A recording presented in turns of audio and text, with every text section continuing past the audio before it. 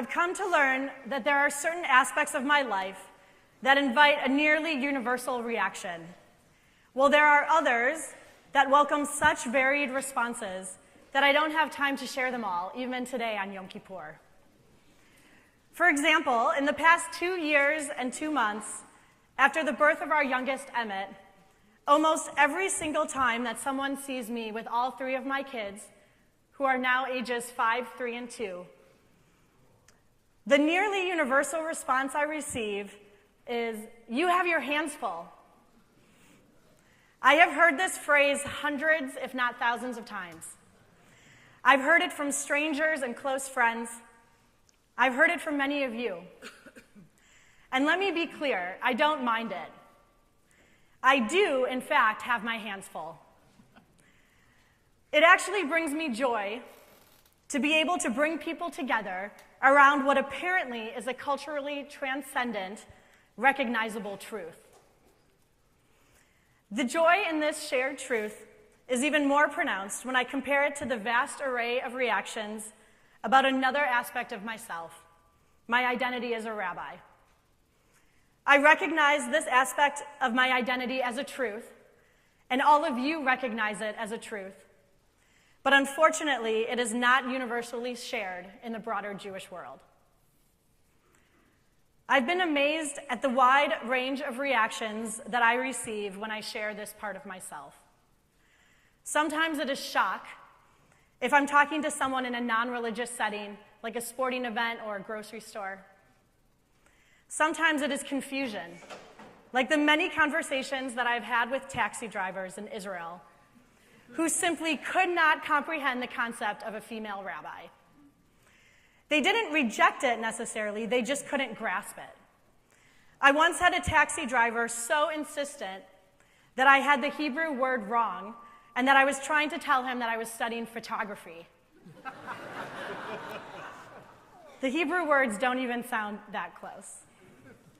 He was still at a loss even after we switched to English. Sometimes, of course, I receive overwhelming support and pride when I share what I do. There are so many people who are excited to celebrate female clergy in a leadership position, and I am forever grateful to those who paved the way for my generation. And yet the work is not done, for there are also times that I receive rejection and disgust, which I often don't actually experience firsthand, because those who reject my status as a rabbi typically refuse to acknowledge me face to face.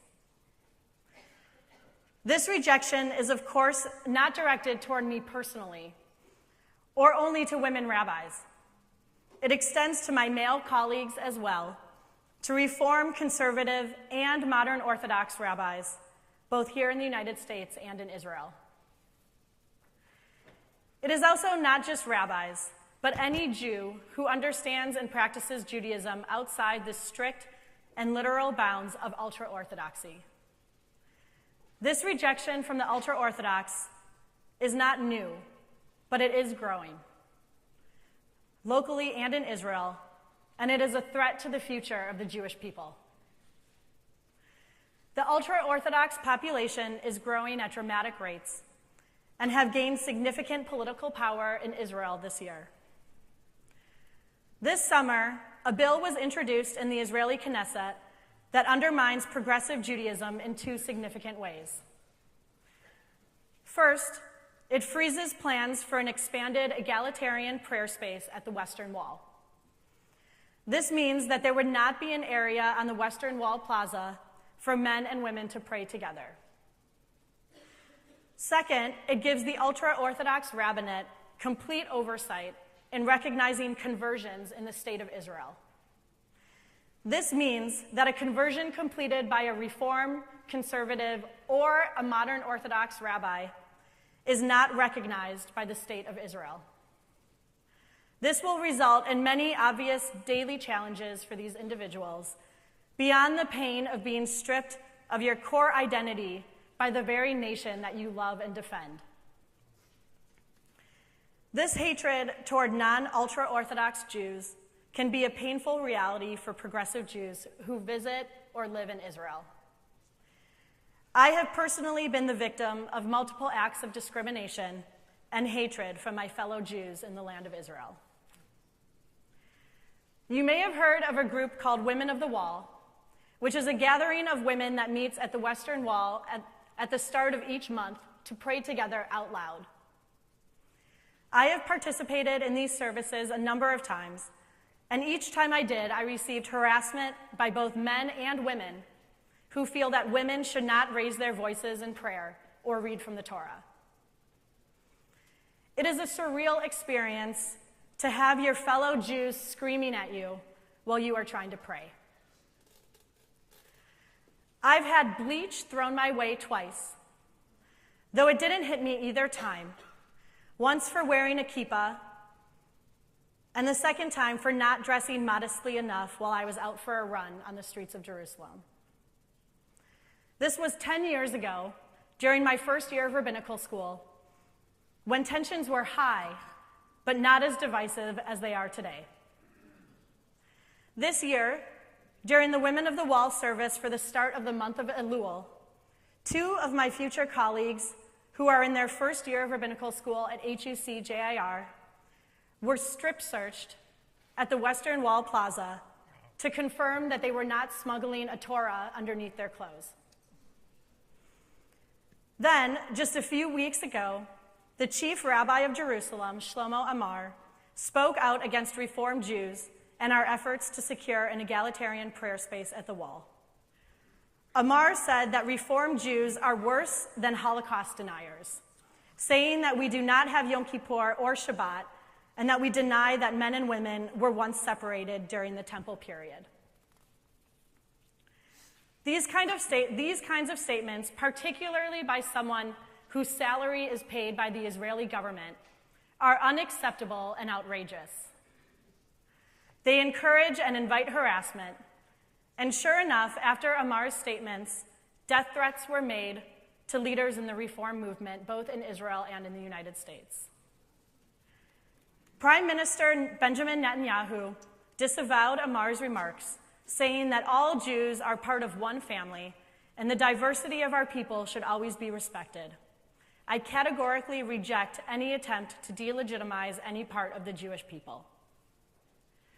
But then, a week later, Netanyahu issued another statement suggesting that non-Orthodox Jews are using the issue of the Western Wall prayer space for political leverage.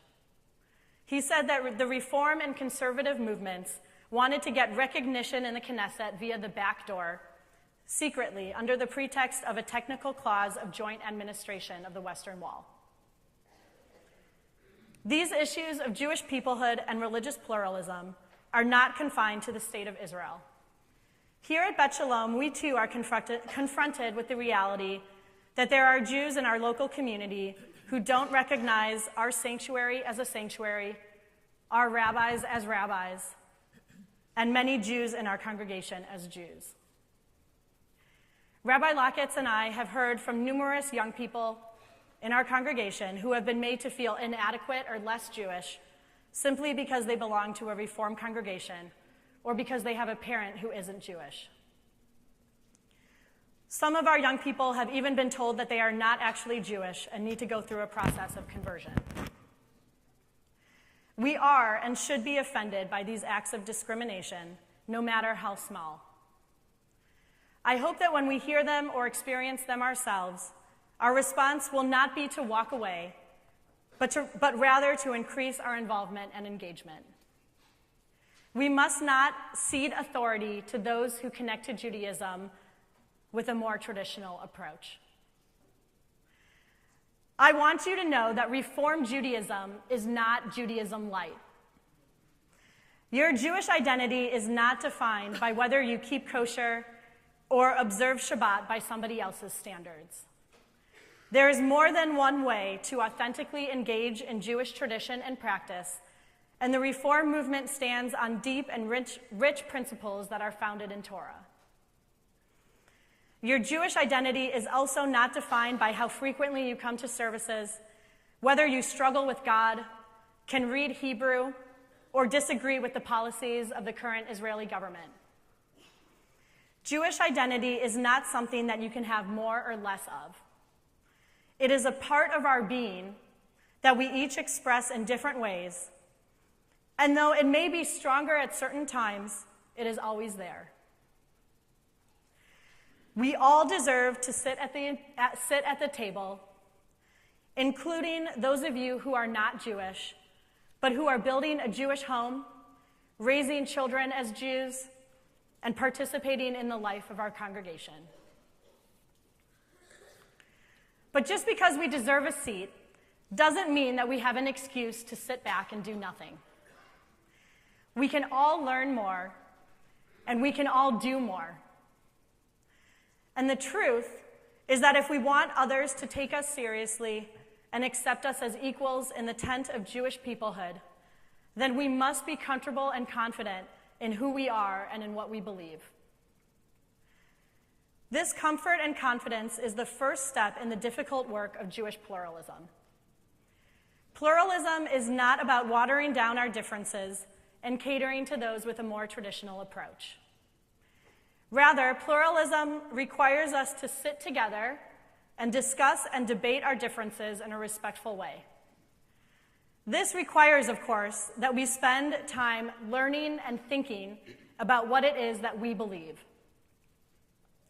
In a recent episode of NPR's On Being, Arnold Eisen, the chancellor of the Jewish Theological Seminary, discussed the legacy of Rabbi Abraham Joshua Heschel and his work in the area of pluralism. Eisen described that one of the challenges of pluralism today is that our world has shifted so dramatically toward a desire for tolerance and acceptance that people have lost a desire and a commitment to develop their own worldview.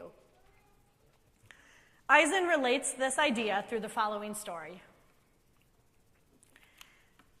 He says, "I'll never forget one of my experiences this year visiting an 8th grade class at a Jewish private school and having a discussion about relativism with the 8th graders. And there was a boy there who was insisting that my belief that murder is wrong was just my opinion. Now, he agreed with me too, but that's our opinion," he said. "It's not really truth, it's just an opinion." Eisen then goes on to say, "And that's bad, you see, because we have to believe that there are some things that are right and some things that are wrong. There are some things that are true and some that are false. And yet, we also have to have the largeness of vision to work with people who we disagree with profoundly. And this is a balance that's very hard.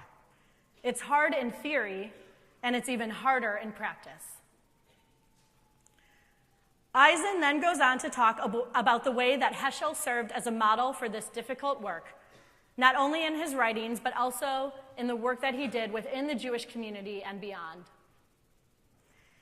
Eisen suggests that it takes significant humility, like Heschel had, to engage in pluralism, because you have to, 1, have enough education to know what you believe, 2, admit that there is a possibility that you may actually be wrong, and 3, be willing to put yourself out there in a real and also a respectful way. As we think about what aspects of this community that we connect to, whether it be a principle or an ideology, a person, or a feeling that we have but we cannot explain, I hope that you will come and speak to us about your convictions and about the areas that you want to learn more about. Pluralism starts at home, and we are here for you as you figure out what this spiritual home at Bet Shalom means to you. I also hope that you will feel empowered to be an active member of Kalal Yisrael, the broader people of Israel. Judaism has always relied on and thrived because of our commitment to multiple opinions.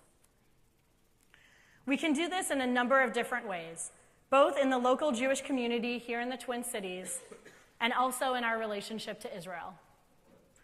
Here at home, we can each do our part in our daily interactions with friends and family members who belong to other congregations. We can do so by authentically sharing why we are proud to be Reformed Jews. We can do so by actively taking part in the efforts of our larger Jewish community, by working with this many wonderful organizations that make this community so vibrant. By simply showing up, we dramatically change the conversation for the better. The same is true for our relationship with Israel. There is more than one way to connect to Israel, and we each have an obligation to both love and also wrestle with Israel. Last week, Rabbi Rick Jacobs, the president of the Union for Reform Judaism, wrote an open letter to Prime Minister Netanyahu saying, "Our love for Israel transcends governments and harsh policies against us. Our love for Israel transcends the hateful words and actions against us by Jewish religious extremists in Israel. We are not giving up on Israel, on equality, or on democracy. We will continue to insist on our rights." Such strong statements are critical. Now is the time to stand up, to travel to Israel, to increase our support of Israelis working for justice and Israeli tolerance. As Reform Jews, we can support ARTSA, the Association for Religious Zionists of America. We can support the IMPJ, the Israel Movement for Progressive Judaism. I am pleased to share that our Overseas Committee of the Minneapolis Jewish Federation moved to increase our gift this year to the dedicated work that JAFE, the Jewish Agency for Israel, does in the area of support of religious pluralism in Israel. We can and we should add our voices to the Israel conversation because we too are part of the people Israel. This year has been a year of truth searching. What truths do we consume in the world, and what truths do we share? How do we develop truths about ourselves, and how do others develop truths about us? And how do we ultimately find a way to live together? My hope is that in this coming year, we will be open to this difficult work of pluralism, both within the Jewish world and also beyond. May we each find the determination to continue our learning and developing our worldview. May we each find the humility to admit that our worldview may not always be right. And may we find the courage to sit next to those we disagree with. Gemar Chatima Tova, may our voices, our differences, our opinions, and our truths continue to be sealed in the book of life.